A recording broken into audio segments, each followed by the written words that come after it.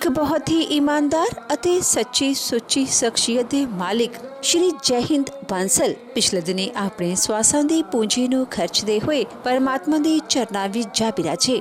ਉਹਨਾਂ ਦੀ ਯਾਦ ਵਿੱਚ ਇੱਕ ਧਾਰਮਿਕ ਸਮਾਗਮ ਦਾ ਆਯੋਜਨ ਉਹਨਾਂ ਦੇ ਸਮੂਹ ਪਰਿਵਾਰ ਵੱਲੋਂ, ਜਿਨ੍ਹਾਂ ਵਿੱਚ ਰਾਜੇਸ਼ ਬਾਂਸਲ, ਰੇਨੂ ਬਾਂਸਲ, ਸੰਜੇ ਬਾਂਸਲ, ਕਿਰਨ ਬਾਲਾ, ਅਸ਼ੋਕ ਕੁਮਾਰ, ਨੀਰਜ ਵਰਮਾ, ਕਰਨ, ਗੋਪਾਲਿਸ਼, ਡੋਇਲ ਬਾਂਸਲ ਅਤੇ ਉਹਨਾਂ ਦੇ ਸਮੂਹ ਪਰਿਵਾਰ ਵੱਲੋਂ ਐਡਵਰਡਗੰਜ ਗੈਸਟ ਹਾਊਸ ਮਲੋਟ ਵਿਖੇ ਕਰਵਾਇਆ ਗਿਆ, ਜਿਸ ਵਿੱਚ ਪੰਡਤ ਜੀ ਵੱਲੋਂ ਜੀਵਨ ਅਤੇ ਮੌਤ ਦੀਆਂ ਸੱਚਾਈਆਂ ਬਾਰੇ ਚਾਨਣਾ ਪਾਇਆ ਅਤੇ ਸਭ ਸੰਗਤਾਂ ਨੂੰ ਉਸ ਪਰਮ ਪਿਤਾ ਪਰਮਾਤਮਾ ਦੇ ਦਰਸਾਏ ਮਾਰਗ ਤੇ ਚੱਲਣ ਦੀ ਸਿੱਖਿਆ ਦਿੱਤੀ।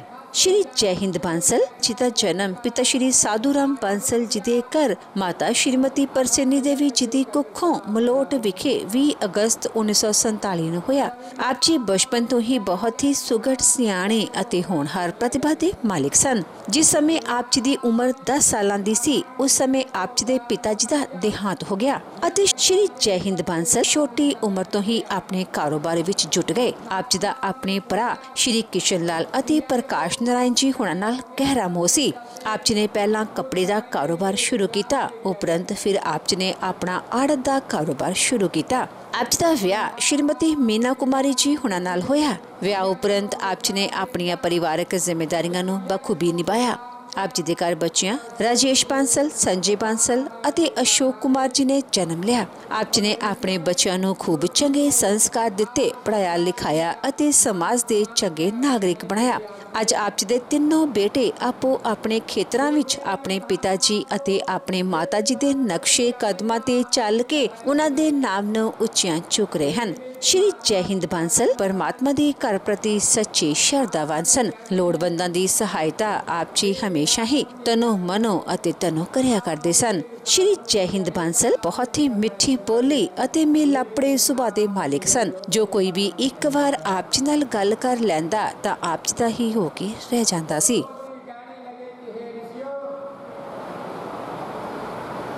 मैं आपको यमलोक के बारे में संपूर्ण कथा कह देता हूँ, लेकिन जो ये कथा मैं आपको सुनाने जा रहा हूँ, ये कथा कोई मेरी बनाई हुई नहीं है।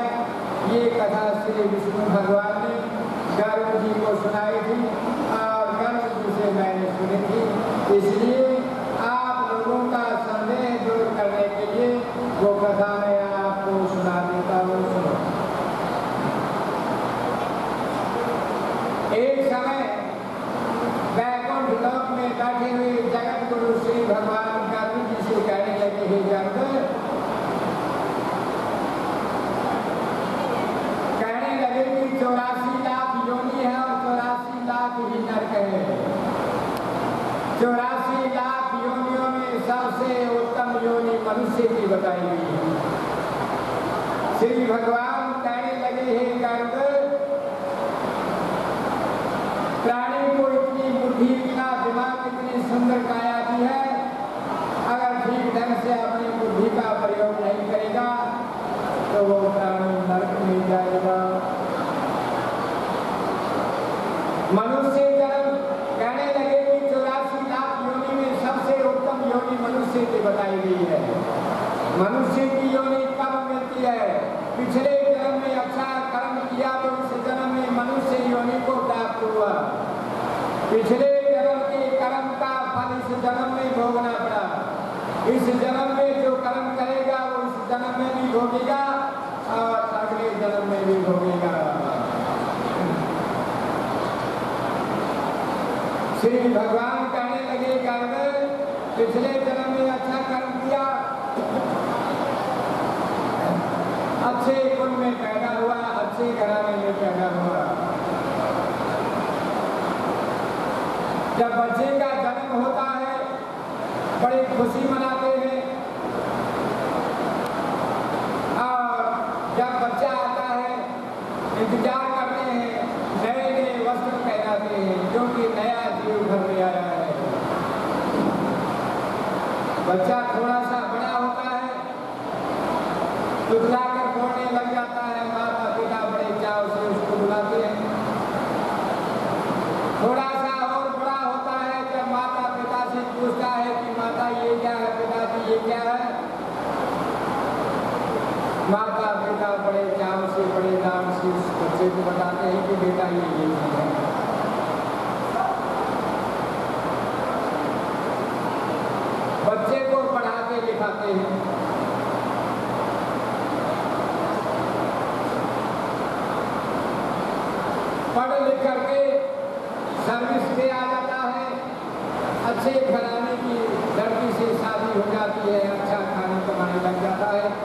माता पिता वृद्धावस्था को प्राप्त होता जाता है और संतान जो है वो जवान अवस्था को प्राप्त होता है।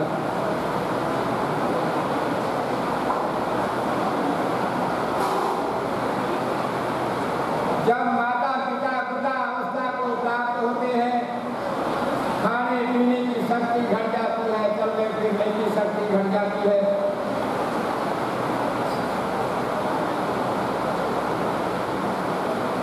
बालक और वृद्ध एक जैसा होता है। छोटे बच्चे ने कह दिया कि मैं ये चीज लूंगा, उससे ज्यादा कीमत भी दे दो नहीं लेगा। खासा बुजुर्ग हो, खासे बुजुर्ग ने कह दिया कि मेरे को चाय दे दो। अपने संतान से, अपने बच्चों से कहता बेटा मेरे को चाय रोटी पानी दे दो।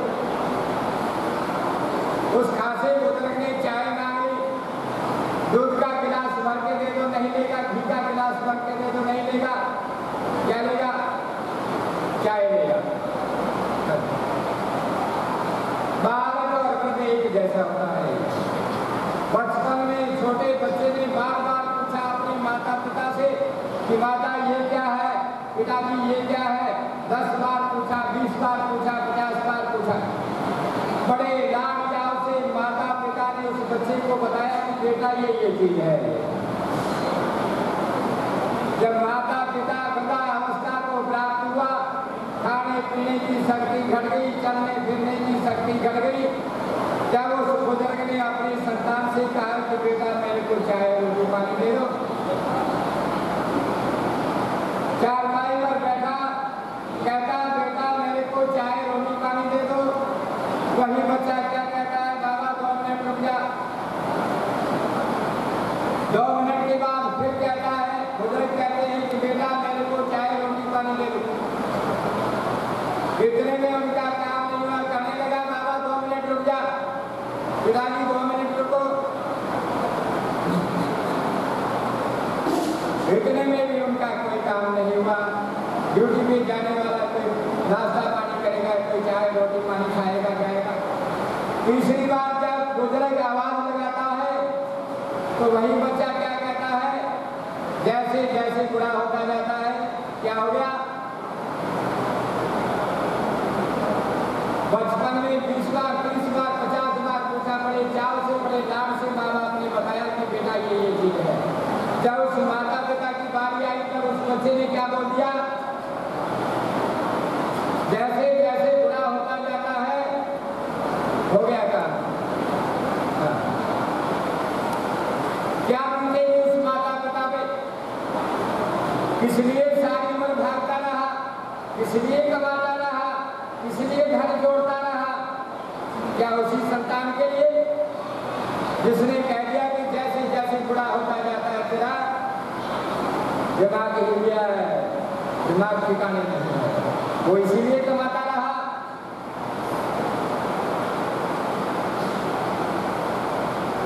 बच्चा जब गर्भावस्था को प्राप्त होता है, उस बच्चे को गर्भावस्था में ज्ञान होता है। उस बच्चे को, उस जीव को पिछले जन्म का कर्म का फल, पिछले जन्म का जो भी कर्म किया उस गर्भावस्था में उस जीव को याद होता है। जब वो 10वें महीने में पैदा होता है, 10वें महीने में पैदा होता है, तब वो जो बच्चा जो है दोनों हाथों की मुट्ठी बांध करके आता है और जन्म लेते ही वो बच्चा रोता है। ऐसा क्या भूल कर किया गया वो बच्चा रोना? जिसको रोना आता, जन्म लेते ही रोना आता है तो हंसना भी आता होगा। जन्म लेते ही जिस बच्चे को रोना आता है तो उसको हंसना भी आता होगा, लेकिन हंसा क्यों और रोया क्यों?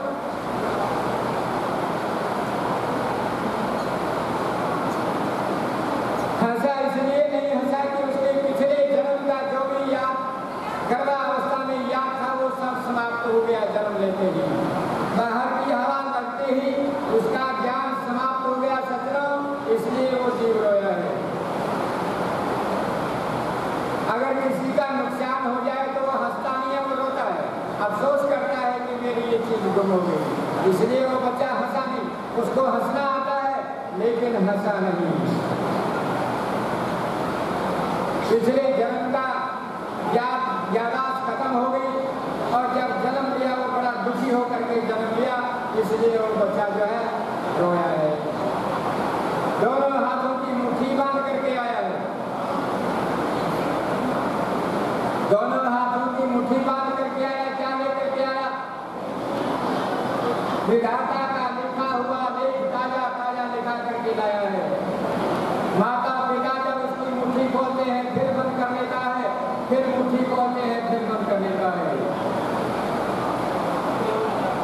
ये ताजा विधाता का लिखा हुआ लेख अपने हाथों में लिखा करके लाया है। सजनों, क्या लेकर के आता है? यानी पिछले जन्म का किया हुआ कर्म साथ लेकर के जाता है और इस जन्म में जो कर्म करता है उसका फल लेकर के जाता है।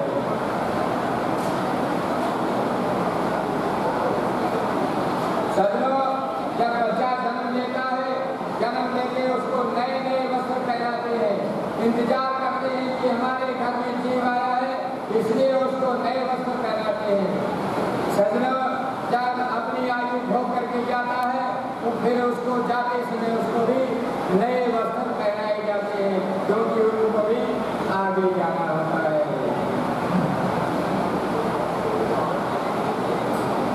यानी जो प्राणी जाता है उसके लिए आगे इंतजार करते हैं, इसलिए उस प्राणी की मुसाफरी होती है, इसलिए उसको नए वस्त्र पहना करके देते हैं। जब प्राणी के प्राण निकलते हैं, हवा का बंधना होता है, आकाश में जा करके अंगूठे भर का शरीर को प्राप्त करता है, जो कि यमदूतों द्वारा वो अपना जो है यमलोक हो जाता है। तो सजनों, गर्भ पुराण में लिखा है कि बैतरणी नदी आती है। बैतरणी नदी दो प्रकार की होती है। एक तो ये शरीर जो है ये बैतरणी नदी है, जन्म से लेकर के मरण पर्यंत तक इसको भोगना बहुत दुर्लभ है। एक आगे यमलोक के मार्ग में बैतरणी नदी आती है, उसको भी पार करना बड़ा दुर्लभ है। जब प्राणी बैतरणी नदी के पास जाता है तो वह नदी उस प्राणी को देख करके आवाज देती है, कहलाती है। प्राणी चारों तरफ देखता है कि यहाँ पर मेरा कोई भाई बंधु भी हो जो कि मेरा दुख दूर करे, लेकिन उसके बैतरणी नदी के पास उसको कोई भाई बंधु रिश्तेदार नहीं मिल रहा है।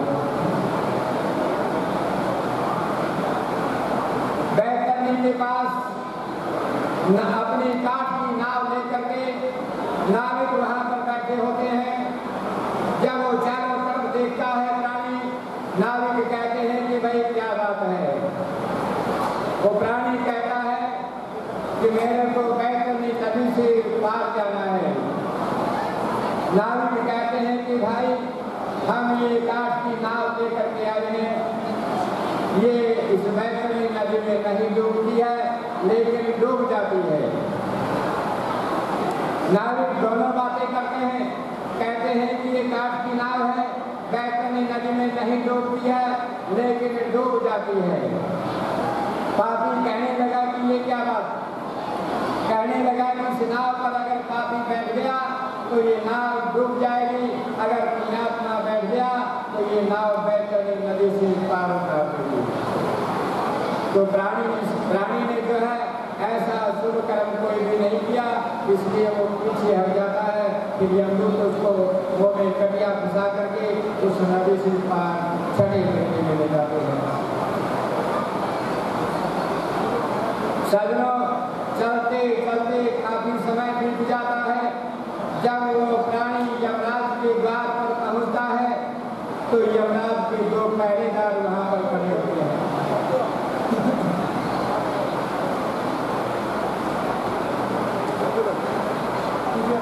जब वो प्राणी यमराज के द्वार पर पहुंचता है तो यमराज के द्वार पर दो सेवादार खड़े होते हैं। जब वो प्राणी अंदर जाने लगता है तब वो पहरेदार उसको रोक लेते हैं, कहते हैं कि भाई क्या बात है?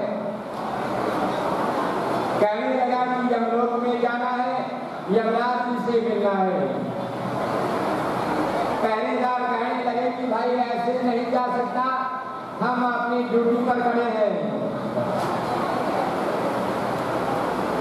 अगर महाराज से बगैर पूछे आप अंदर चले जाएंगे तो हमें जो है नौकरी से हटा देंगे, हमारे बच्चे भूखे रह जाएंगे।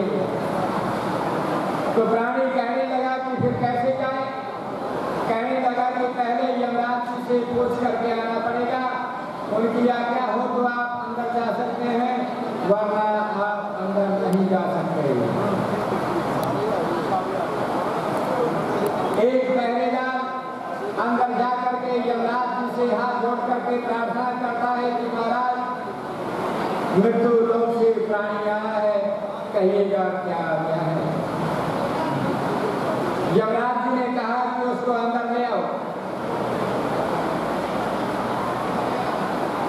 तो सेवादार वापस आकर के उस प्राणी को अंदर ले जाता है। सामने यमराज जी अपने सिंहासन पर बैठे हैं। प्राणी जब अंदर जाता है, यमराज के सामने हाथ जोड़ करके खड़ा हो जाता है। यमराज जी ने कहा कि महाराज, 84 लाख योनि में सबसे उत्तम योनि मनुष्य की, इतनी उत्तम योनि को प्राप्त करके आप यमलोक में आ गया है, तो आपने क्या क्या कर्म किया है? तो सज्जनों, प्राणी कोई जवाब नहीं दे रहा। यमराज जी ने बार बार पूछा कि भाई, आपको मृत्यु लोक में मनुष्य रूप में भेजा था, आपने कौन कौन से कर्म किए हैं? सज्जनों, उस प्राणी ने अच्छा कर्म कोई भी नहीं किया, इसलिए वो हाथ जोड़ करके आंखें बंद करके चुप करके खड़ा रहा। यमराज जी ने बार बार पूछा उस प्राणी से, लेकिन उसने उनको कोई जवाब नहीं दिया। तब यमराज जी ने सोचा कि धर्मराज जी को बुला लेते हैं, शायद धर्मराज जी को पता होगा। अपने सेवादारों को भेजते हैं कि जाओ धर्मराज जी को बुला करके लाओ। सेवादार जाते हैं, धर्मराज जी से निवेदन करते हैं कि महाराज, आपको यमराज जी ने बुलाया है, चलिएगा। धर्मराज जी कहने लगे कि चलो। धर्मराज जी सेवादारों के साथ आ जाते हैं यमलोक में।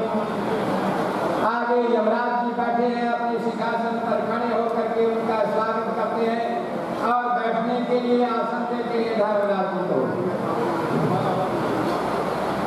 धर्मराज जी को आसन पर बिठाया और कहा कि महाराज, इस प्राणी को मनुष्य रूप में मृत्यु लोक में भेजा था, अब ये यमलोक में आया है। इससे पूछा कि आपने क्या क्या कर्म किया है, लेकिन ये अपना कोई कर्म नहीं बता रहा था।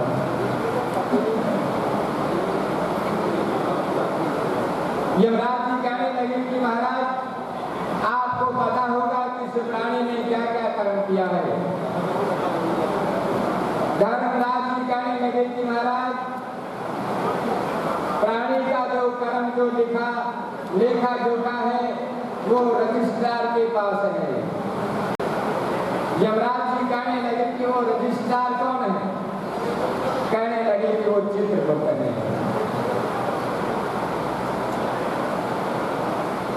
प्राणी का लेखा जोखा वही लिखते हैं, पाप और पुण्य को लिखने वाले चित्रगुप्त है, उन्हीं के पास ये रजिस्टर है। तो यमराज जी ने कहा कि चित्रगुप्त जी को बुलाओ। अपने सेवादार भेजते हैं, कहने लगे कि चित्रगुप्त जी को बुला करके लाओ। सेवादार जाते हैं, चित्रगुप्त जी को बुला करके लाते हैं। सेवादारों के साथ चित्रगुप्त आ जाता है। यमराज धर्मराज जी बैठने के लिए आसन देते हैं, स्वागत करते हैं, कहते हैं आओ महाराज बैठो।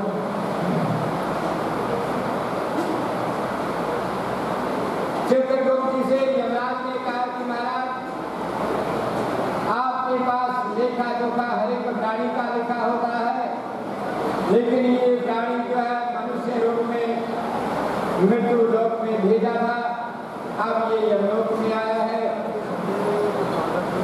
इसने क्या क्या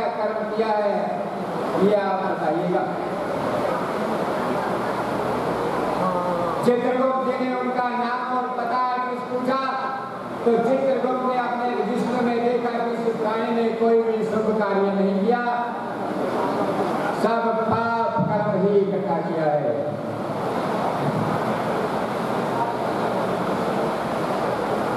तो यमराज जी कहने लगे कि महाराज, जब ये प्राणी पाप कर्म कर रहा था क्या आप इनके पास में थे? कहने लगे नहीं। तो आपने इसके कर्म कैसे लिख दिए? कहने लगा कि मेरे को तो जो है गुप्तचरों ने दिखाया है। कहने लगे कि वो गुप्तचर कौन है? कहने लगे गुप्तचर जो है ब्रह्मा जी के पुत्र है। तो यमराज जी कहने लगे कि जाओ सेवादारों को भेजो, उनको बुला करके लाओ। अपने सेवादारों को भेजते हैं, कहने लगे कि जाओ गुप्तचरों को बुला करके लाओ। गुप्तचर जो है ब्रह्मा जी के पुत्र है। सेवादार जाकर के गुप्तचरों को बुला करके लाते हैं। गुप्तचर आ जाते हैं, यमराज जी, धर्मराज जी, चित्रगुप्त जी सब जो है उनसे पूछते हैं कि भाई ये प्राणी जब कर्म कर रहा था क्या आप इनके पास में थे? कहने लगे नहीं। तो आपने इनके कर्म कैसे लिखा दिए?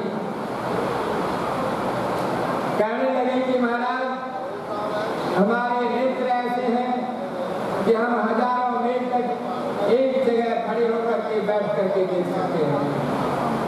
हमारे कान ऐसे हैं, हजारों मील तक हम सुन सकते हैं, एक जगह बैठ करके सुन सकते हैं।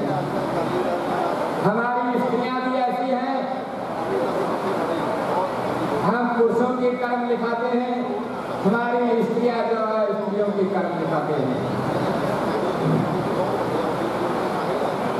तो गुप्तचर कहने लगे कि महाराज, जो चित्रगुप्त जी ने जो लिखा है, इसका पाप कर्म लिखा है, वो हमने लिखाया है, हमने देखा है, लेकिन हम उनके पास में नहीं थे।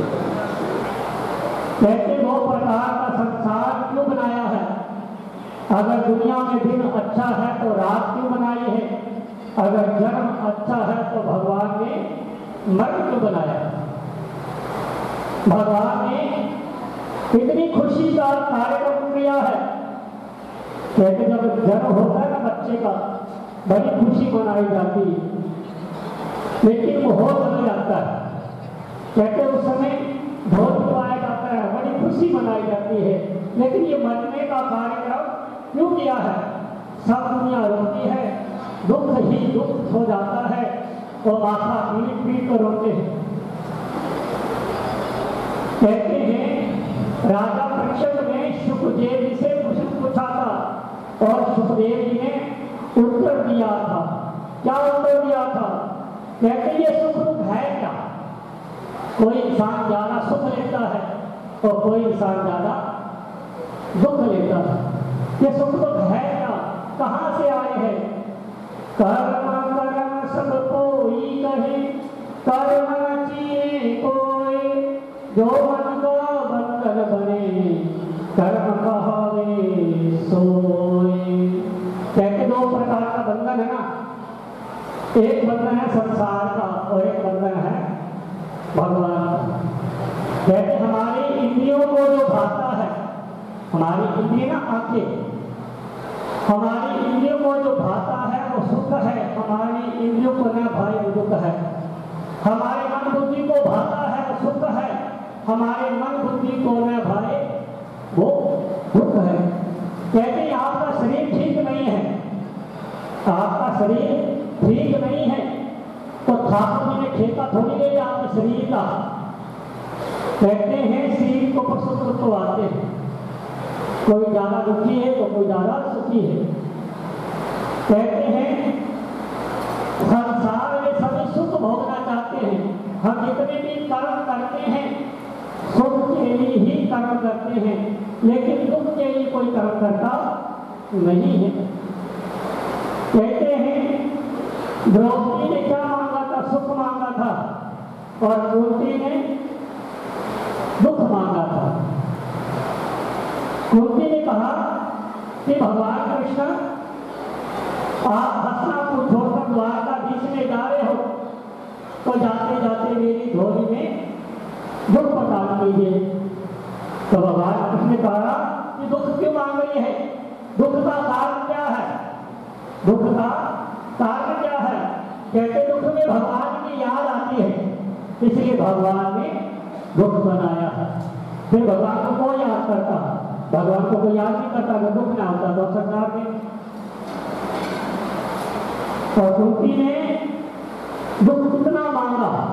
कहते हैं संसार में जितने प्राणी हैं, अंतरिक्ष में जितने पक्षी हैं, धरती पर जितने जानवर हैं, सबका जो दुख है मेरी झोली में प्रदान कीजिए और बदले में मेरा जो सुख है वो सब जीवों में डाल दीजिए। कहते हैं इतना दुख, कहते लोग को काटने का दुख भी पसंद नहीं करते हैं, लेकिन आप उतना दुख मांग रहे हो क्यों, क्या कारण है? कहते हैं जब भगवान से दुख मांगते तो भगवान सुख भी देता है साथ में। कहते हैं भगवान कृष्ण ने कहा कि तेरी आने वाली 7 पीढ़ियों में अगर मुझे पुकारेगा तो मैं द्वारका छोड़कर तुम्हारे सारे दुख को मिटा दूंगा, बदले में सारा सुख दूंगा तुझको। कहते मेरे बच्चे लाक्षा ग्रह में पड़े थे, आग में जले वनवास में, सूर्य की नौ के बराबर वहां जगह नहीं थी, जब उसकी मदद करने के लिए आया था, आज राजा बनाकर छोड़कर जा रहा है। भगवान किसी को राजा बना देता है, भगवान किसी को राजा बनाता है और किसी को भिखारी बना देता है। कहते हैं समा बड़ा बलवान होता है, इंसान बलवान नहीं है, इंसान बलवान नहीं है, समा बलवान होता है। कभी कभी राजा तो कभी कभी भिखारी। समय तेरी बलिहारी। ਆਪਾਂ ਸਾਰੇ ਸਾਡੇ बहुत ही सत्कारयोग ਵੱਡੇ ਭਰਾ श्री जयहिंद बंसल जी की अंतिम अरदास में शामिल होने लिए इकट्ठे बने हैं। जो भी इंसान इस दुनिया में आता है उन्हें अपने श्वासा की पूरी पूरी करके चले जाना है,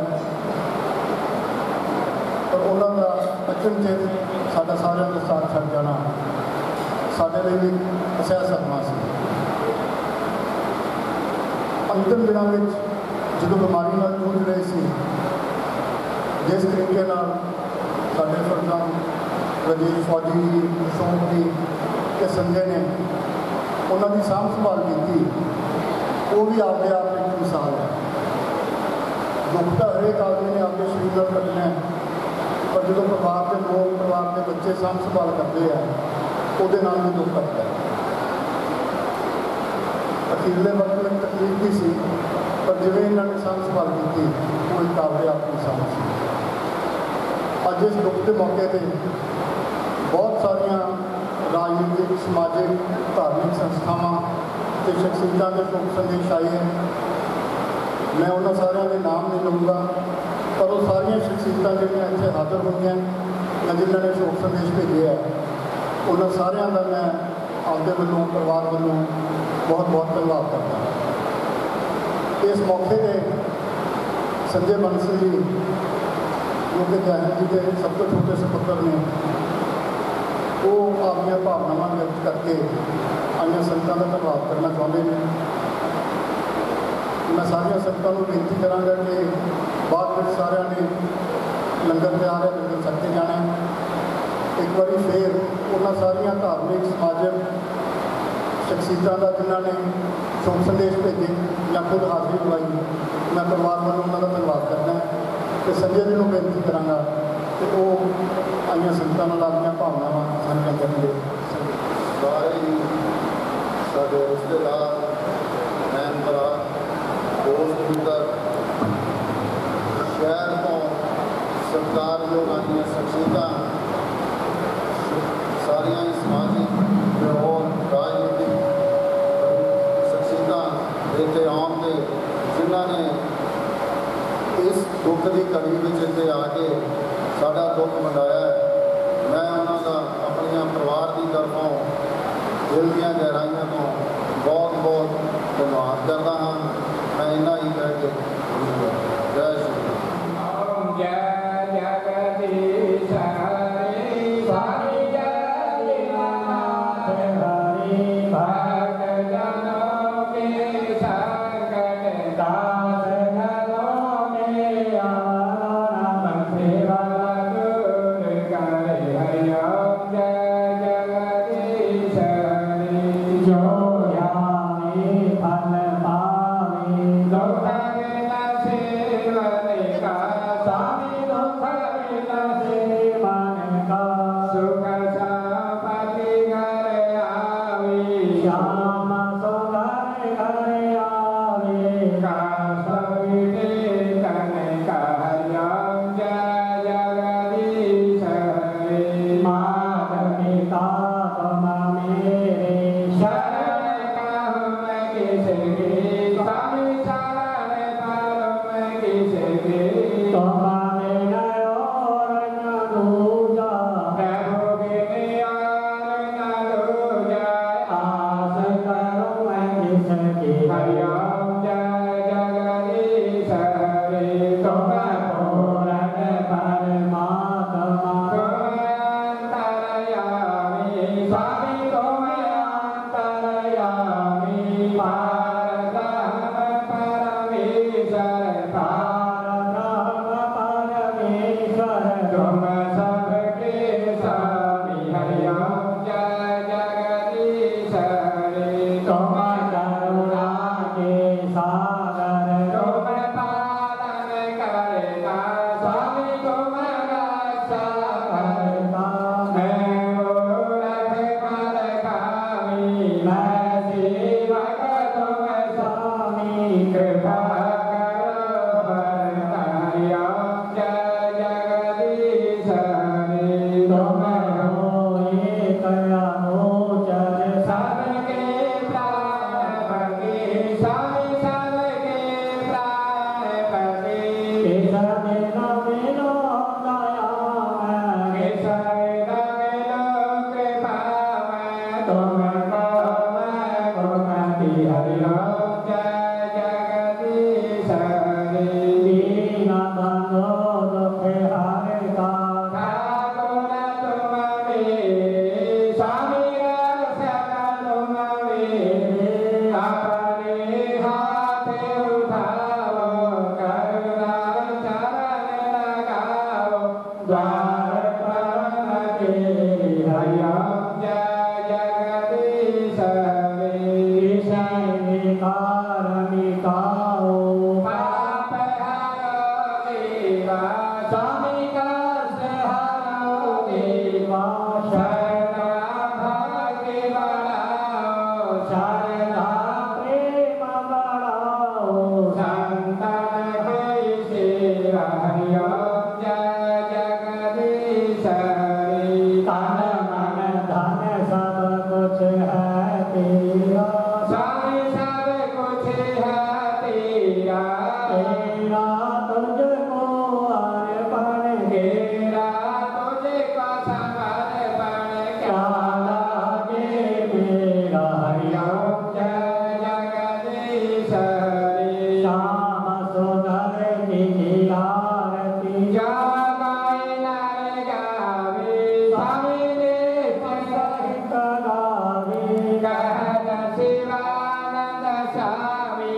कहत हरे हर स्वामी मनवांछित फल पावे हरि ओम जय जगदीश हरि जो भगवान को भजता जग से है न्यारा स्वामी जग से है न्यारा आरती होई संपूर्ण आरती होई संपूर्ण धार्मिक जयकार हरि ओम जय जगदीश हरि जय जगदीश हरि स्वामी जय दीनानाथ हरि भक्त जनों के संकट दास जनों के आगुण सेवा दूर करि हरि ओम जय जगदीश